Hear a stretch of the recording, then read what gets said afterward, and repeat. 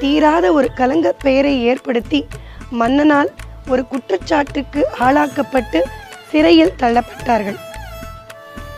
அந்த மனைவி, வணிகனின் மனைவி, என்ன செய்வதென்று புரியாம சத்யநாராயணரையே வேண்டி இந்த வணிகன் செய்ய வேண்டிய பூஜையை தன்னால் முடிந்த வரைக்கும் அவள் செய்தாள்.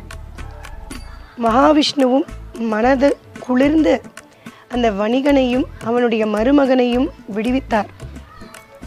மன்னனும் ஏதோ தவறினால் நாம் இந்த செயலை செய்து விட்டோம் அப்படின்னு எண்ணி அந்த வணிகனுக்கு சில பொருட்களும் கொடுத்தார்.